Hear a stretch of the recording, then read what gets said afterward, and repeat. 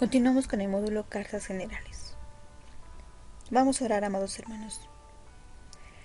Dios, te damos gracias nuevamente por permitirnos continuar con estas lecciones para poder comprender y aprender más de tu palabra.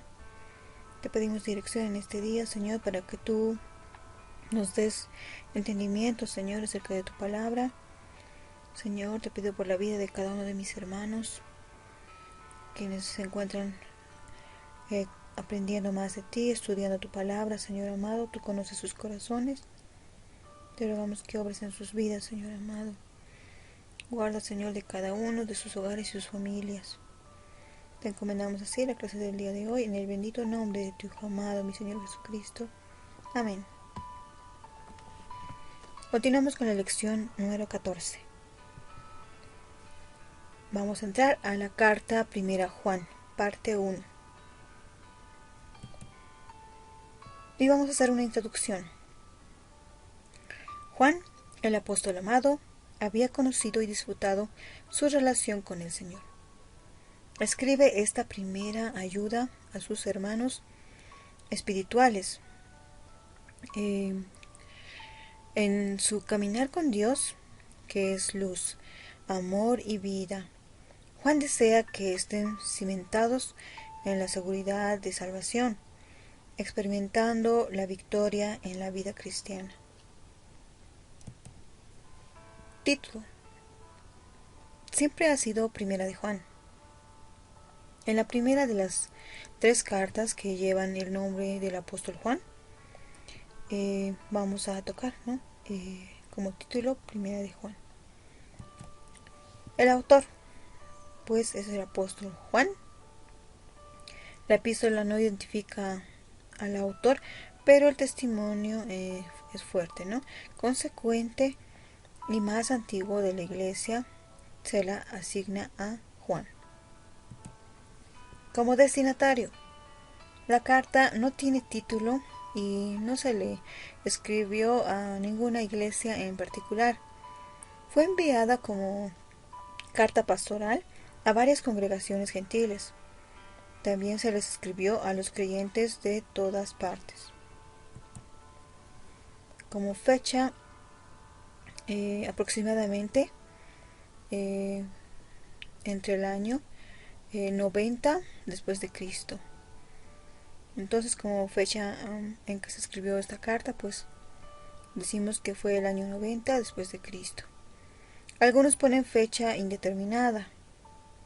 En esta oportunidad vamos a mencionar el año 90, ¿ya? Y según Irineo, probablemente Juan escribió esta carta desde Éfeso, donde vivió la última etapa de su vida, donde parece que fue anciano de las iglesias de la zona. Marco histórico. Juan era ya anciano y posiblemente el único apóstol sobreviviente en aquella época. Todavía no había sido deportado a la isla de Patmos, donde vivía exiliado. Como un testigo de Cristo, escribió con autoridad para dar seguridad y confianza en Dios y en su fe a esta nueva generación de creyentes. Como título clave, o versículo clave, podemos mencionar el capítulo 5, versículo 13, donde nos dice así la palabra de Dios: estas cosas os he escrito a vosotros que creíais en el nombre del Hijo de Dios, para que sepáis que tenéis vida eterna y para que creáis en el nombre del Hijo de Dios. Dentro de las palabras claves encontramos la palabra conocer, amor, hijo y comunión. Como propósito. El propósito de esta carta es dar seguridad a los cristianos en su fe y oponerse a las falsas enseñanzas. La seguridad de la salvación y vida eterna es por medio de la fe en el Señor Jesucristo, y solo en Él puede uno experimentar una vida victoriosa en contra del pecado. Dentro de las características particulares, Juan, el apóstol del amor, y se menciona el amor a lo largo de esta carta. Hay gran similitud entre esta carta y el Evangelio según San Juan. En el vocabulario, estilo e ideas principales, Juan emplea afirmaciones breves y palabras sencillas, y presenta contrastes agudos: luz y tinieblas, verdad y error, Dios y Satanás, vida y muerte, amor y odio. En el prólogo, establece la credibilidad del autor. Él es un testigo ocular, es más, lanzó el fundamento de la fe. Dios, el Padre, tiene un Hijo, la fuente de la vida eterna, su Hijo Jesucristo, vivió en nuestro mundo, y los que en Él creen tienen ahora mismo la comunión con Él, y mediante esa comunión tienen gozo. El escritor conoce íntimamente a los lectores. Repetidamente se dirige a ellos llamándolos queridos hijos, queridos amigos y hermanos míos. Él indica además que pertenece a la comunidad a la que escribe.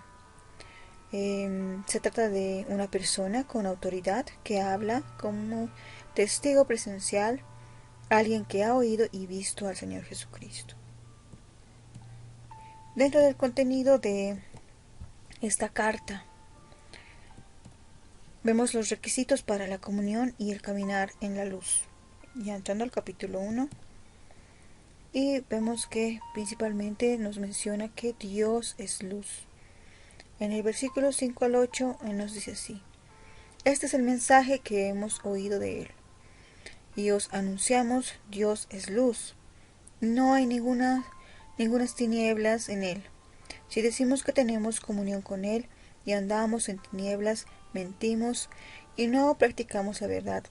Pero si andamos en luz, como Él está en luz, tenemos comunión unos con otros, y la sangre de Jesucristo, su Hijo, nos limpia de todo pecado.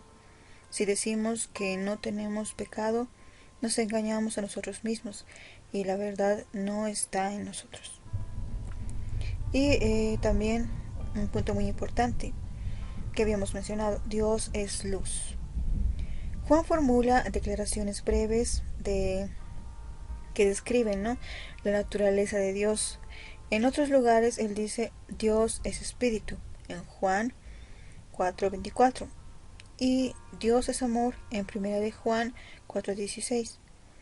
Aquí en el versículo 5, él revela la esencia de Dios en una breve declaración de solamente 3 palabras: Dios es luz. Dios no es una luz entre varias luces, tampoco es un portador de luz.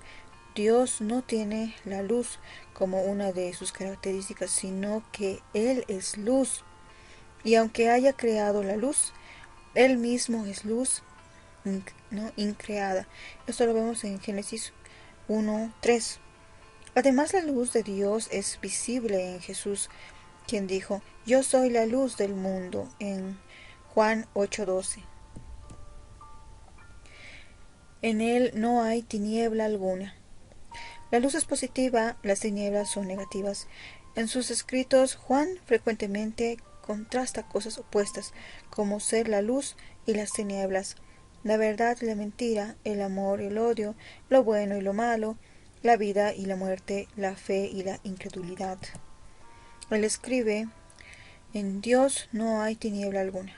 Por medio del uso del negativo enfático, Juan subraya lo positivo. Dios y las tinieblas están diametralmente opuestas.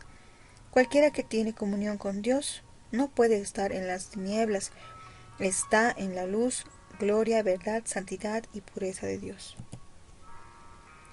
Dentro de la comunión y confesión, en los versículos del 9 al 10, donde nos dice la palabra de Dios: si confesamos nuestros pecados, Él es fiel y justo para perdonar nuestros pecados y limpiarnos de toda maldad.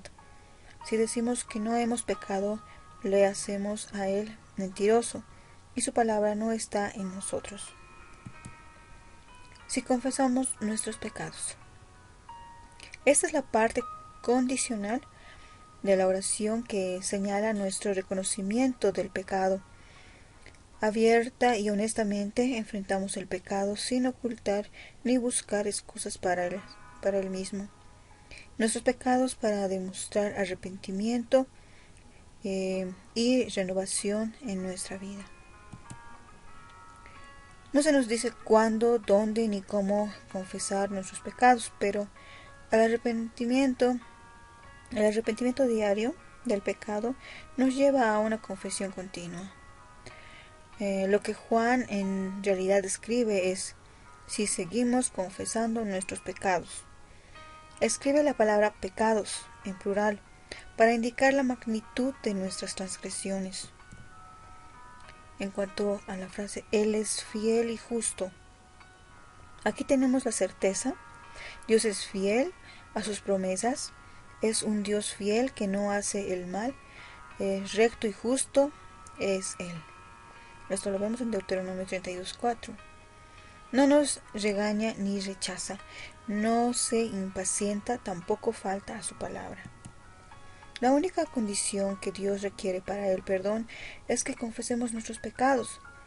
Fiel a las promesas hechas al pueblo de su nuevo pacto, Dios declara: perdonaré su maldad y no recordaré nunca más sus pecados. En Jeremías 31:34 y Hebreos 8:12 y 10:17. De esta manera habríamos concluido con esta lección de la carta, ¿no? Y ahora vamos a darle gracias a nuestro Padre nuevamente. Padre amado, te damos las gracias porque realmente, Señor, podemos ver cuán maravilloso eres tú para poder perdonar nuestros pecados, Señor. Ayúdanos, Señor, cada día a reconocer que somos pecadores, que estamos en lucha, Señor, actual con los pecados. Danos fuerza, Señor, y fortaleza, Señor, para continuar, Señor, en tu obra, para no pecar, Señor, contra ti. Padre amado, te pedimos, Señor, que perdones nuestras transgresiones, nuestro mal, Señor. Cada día, Padre amado, te queremos pedir perdón por nuestras fallas.